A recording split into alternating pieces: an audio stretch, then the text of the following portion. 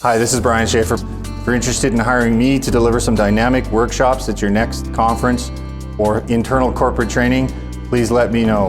Contact us or visit our website for more information. Thank you very much. So this is performance management, setting performance expectations. Happy to be here. Thanks to Avanti for inviting me. Really, we're talking about performance management overall, so we're going to quickly sort of look at it from the broad perspective, then bringing it right down to the specific skills that are required to have those conversations with those employees that aren't living up to expectations. But we need to start with, well, how do we set those expectations, and what does that look like? Okay, so the whole process, and then, like I said, we narrow it down to those specific skills. And by the time we're done here, you will have a plan and a set of steps in order to actually have that conversation when you get back to the workplace, if you have a situation where you need to have one. Common problem in organizations, and I'm not saying that there's nothing but bad employees out there, but at the end of the day, what's the impact of not having those conversations? Because what does it do for you, credibility-wise as a leader, if you're letting this stuff slide? What are the other people, the high performers, what do they think if they see this happening and you're not doing anything about it? What does that do to the team, to the morale, to your credibility as a leader?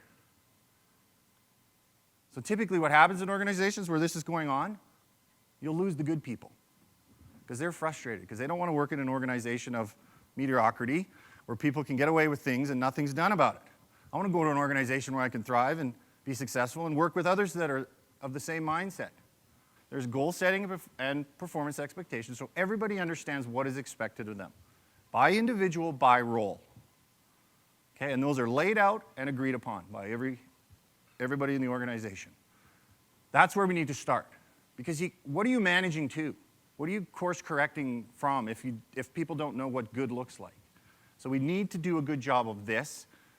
Then it's very easy to step in and say, hey, by the way, remember when we had that discussion about what time we start every day, or our dress code, or the way we interact with our customers, internal and external? I noticed something a little different than what we had agreed upon, and I'd like to make sure that that doesn't happen again. It's easy to have that conversation when everybody's crystal clear on what that expectation is to begin with.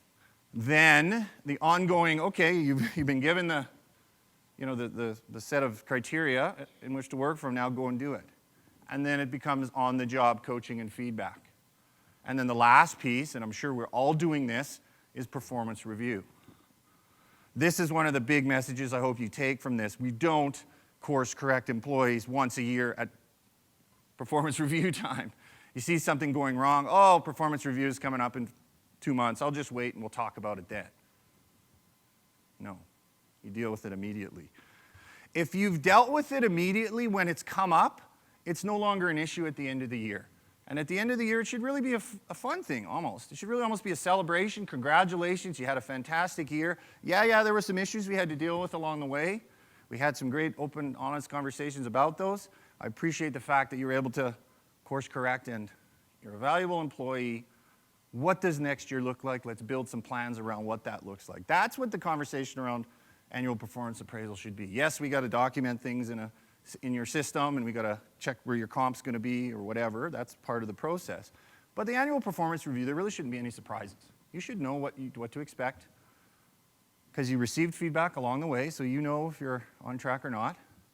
And it really just becomes a formality. If it's done properly along the way, this shouldn't feel like a root canal, because it's all been dealt with. So let's just talk about preparing the employee. So what is the process? Supervisors, managers must prepare the employee through feedback, training, and support. It's your job to make them successful. So you need to explain to them what our standards are, what we expect, what success looks like. Okay? And I'm there to help you if you need it. Because if you haven't laid that out, how do they know where to correct and what to correct? And how do you know how to give them specific feedback if this hasn't been done first? In skills, give them the training and support they need. Okay? And then spell out the accountability system. That just means this is how you're evaluated and how you're measured and what I expect of you, and when and how we're going to provide feedback on those pieces. Okay? That's the accountability piece. So you need to make sure things are monitored, as I mentioned. Activate the accountability system, and rewards are appropriate, and they're fair across the board. And they fall into sort of three areas: compliance with process and policies, interpersonal conduct and behavior, and minimum performance expectations. Again, all employees are crystal clear on what these are. Now it's easy to manage to them. Okay? And if you have organizations or teams or groups where things are sort of starting to slip, you can see quality slip, you can see engagement slip, and you see people just rolling in whenever they feel like it, quality suffer, you're getting pressure from your manager, customer complaints are going up, clearly there's some issues going on. In your workbook there's a case study from Robin, the frustrated supervisor. We're not going to have time to go through it, but I ask you to read that, and it's an example of Robin coming into the team and just kind of observing the work for a few weeks and realizing that there's a real lack of urgency and deciding she needs to kind of reset things and remind everybody why they're here and what we expect. So she develops a set of non-negotiables, and she lays those all out very clearly for her employees, and they all are on board with it, and they all agree to it, and quality begins to go up. And that one individual that decided that they no longer want to be part of the organization moves on, and everybody is extremely excited and happy that that happened, and they pat Robin on the back for taking the initiative to actually do something about that individual. So we're going to take a minute for you guys to actually create your own. I got some really good ones yesterday from folks. So this is just very generic. Follow the one-piece flow system. All that means is if there's a process or a policy or a procedure or a way in which we do things, make sure you're doing it that way. Oh, and by the way, here is what it looks like. So you've trained them on it, so they know exactly what that's supposed to look like. So what you'll see here is there's a variety of non-negotiables, right? There's some safety stuff, there's some process and policy stuff, there's some how we treat each other stuff here, right? So, and you may have some ideas now when we start thinking about this, but I would like you guys to just take a minute and list some non-negotiables. List some things in your mind that if you see it going on, you need to stop it immediately. You need to have a conversation and say, this is not acceptable. So think of what those might be and just take a few minutes. We're not going to have a ton of time to go through it in detail, but I'd like to get a couple examples. I had a team at an organization I worked for, about 12 people, 2 team leads on 2 different groups, and I had to at one point roll out non-negotiables, things like that. Our work hours, when we expect people to show up. You know, the acceptable use policy around internet, Facebook, and those kinds of things. Break times, yeah, so I had to roll it out so everybody was crystal clear on what we expect. And like I said, 99% of the people understood it, believed it, and fell in line, and it was all good. Okay?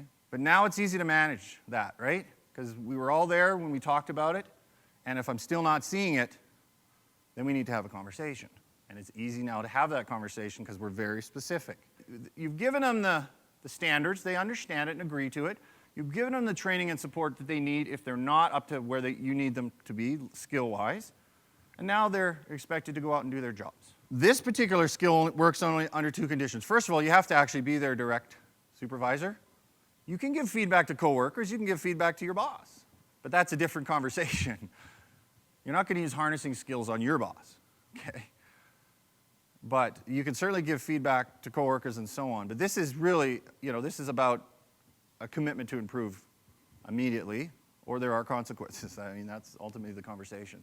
Just as a reminder, we had a discussion a few weeks ago when we rolled out our non-negotiables that our start time is 8 a.m.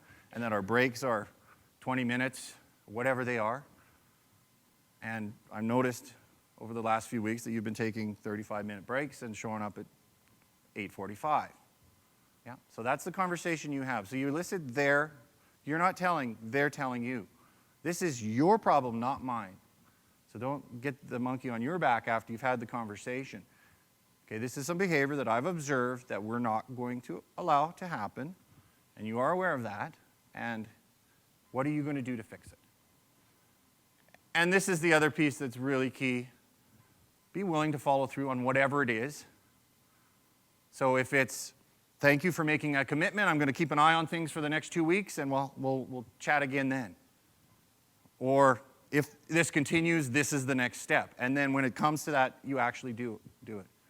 So you've thought about it. You've written them down. You've shared the non-negotiables with your team, and you also have a list of things that you will apply harnessing skills to if you see. So why do you need to do this when it comes up? We already talked about it, but I want to hear it again. Why do you need to do it? Who said that? Yay, thank you. Yeah, it's your job. And the organization expects you to do that. That's what you're paid for. Fortunately, that comes with the title of manager, supervisor, leading others. You need to make sure everybody's delivering on the promise. So now we're getting right down to the real nitty-gritty of providing feedback. So one of the things, again, you need to make sure is you need to get support, okay, from your boss, and they agree and buy in that you're going to implement this. So that was one of the things that Robin did in the story. Was the first thing she did was go to her boss and say, I've noticed the team's not quite where I need them to be. My plan is to actually roll out some non-negotiables. Here's what they are, first of all. So you've agreed that these non-negotiables are something that we can do here at the organization. And then for her boss to say, I got your back. Go ahead and do this. Whenever I had to have a conversation, even if it was an off-the-record fatherly chat conversation with an employee, I would always tell my boss and said, just so you know, I'm going to have a conversation with John about his appearance again, or the first time, or whatever, just to give him a heads up so he knows. So that if it does go south, you know, he's been involved in the sort of the process the whole way through. Told them exactly what it is you need to correct.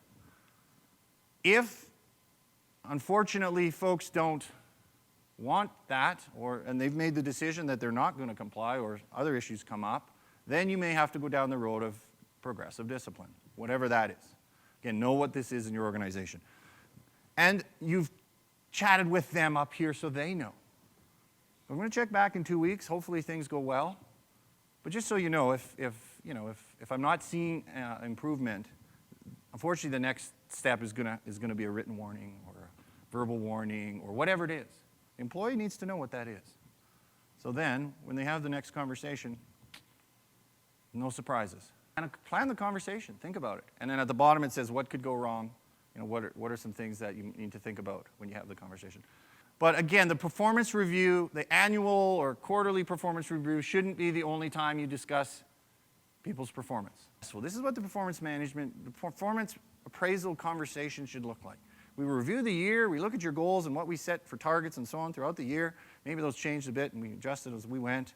There was a couple of issues I noticed with, you know, the way you delivered on project timelines and a couple days where you called in sick or whatever, whatever it is. You review those and you say, I appreciate you committing to, not making sure those don't happen again.